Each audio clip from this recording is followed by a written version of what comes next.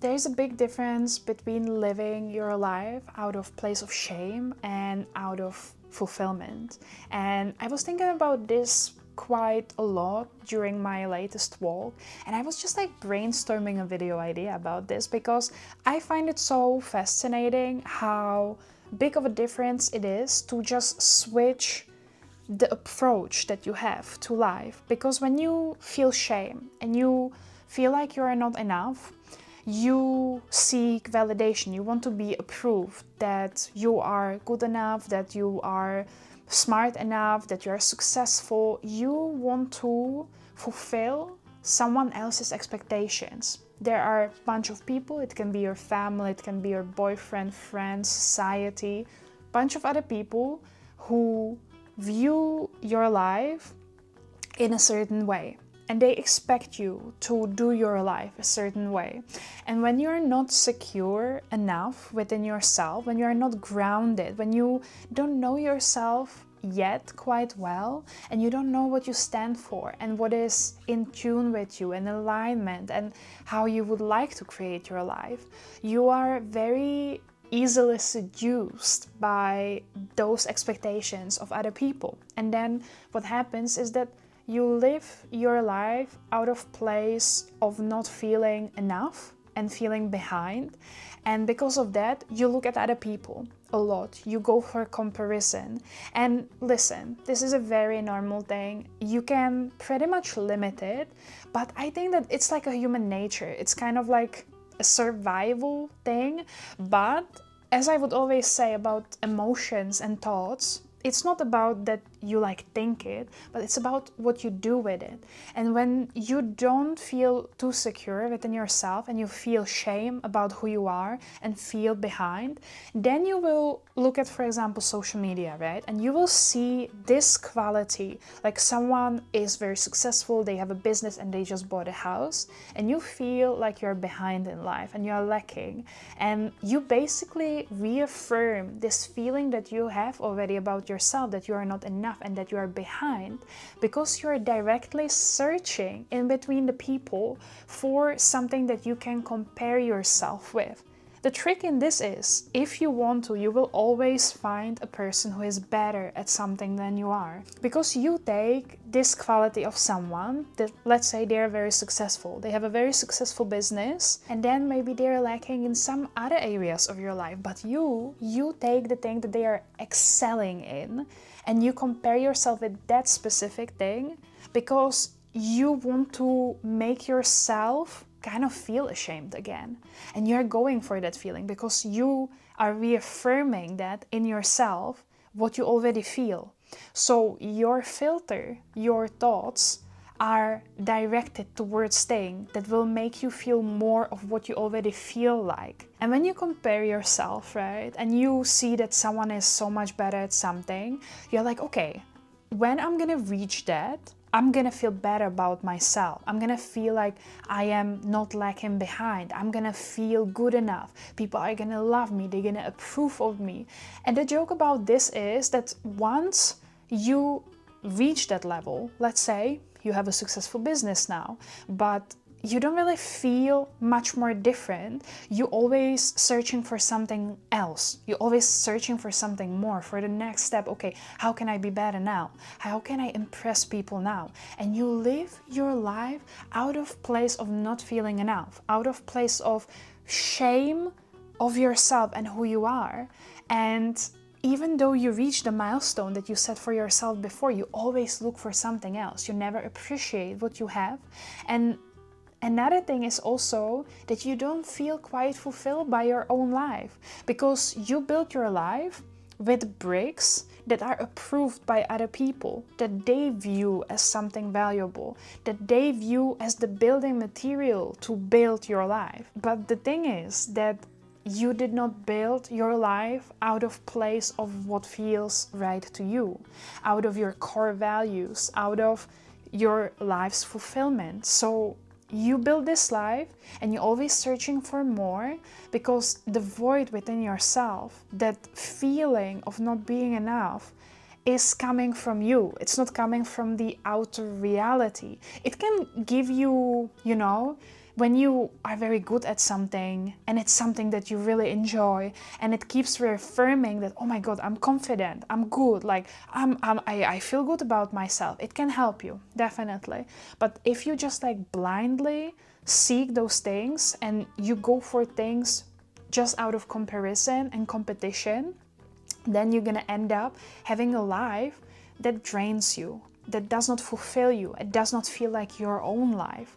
But on the other side of the bridge, let's say, we have a life that is lived out of place of fulfillment. You take the time to get to know yourself, to know what you stand for, what you like, what are your values, how you want to live your life, how it feels for you to live the life that you want to live. You look within and you build your life out of place of how does it match you? How does it align with you? And the thing is, then when you see people on social media, right, and they do the thing that you would really like to have as well, it's your goal, right? You change the mindset about it and you view the people as inspiration and you are curious about how to get there, and you feel already good within yourself. You feel content with who you are, or maybe you are even very happy with who you are.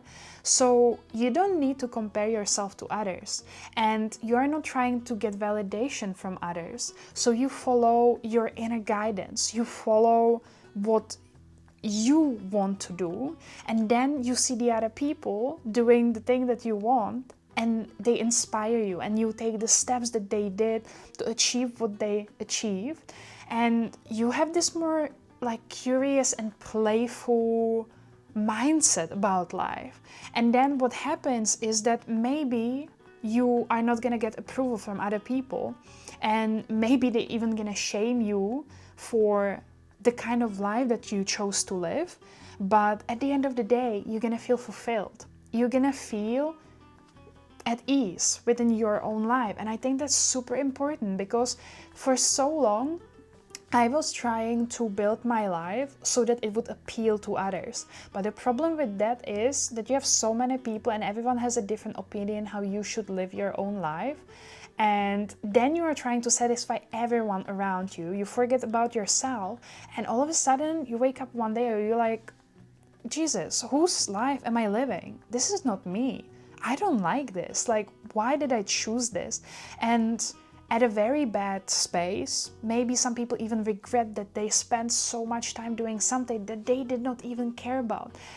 I believe so deeply that every single one of us was born here with a purpose. It doesn't have to be like this one big mission. It can be multiple different things, you know. It can be some small things. It can be contributing to a community, and then like dancing in the afternoon as your hobby, and doing a job that makes you feel very happy where you're helping animals. I don't know. You know, it can be like multiple different things, but you have strengths within yourself, and you were born a specific way, and you are talented in specific areas, and those are the things that you should leverage. Something energizes you and something drains you. And when you follow the things that energize you, and even when you're working a little bit, little by little, you know, weeks and years on the thing that really feels like yours, while you are still doing something that is like, you know, societal, like you go to work,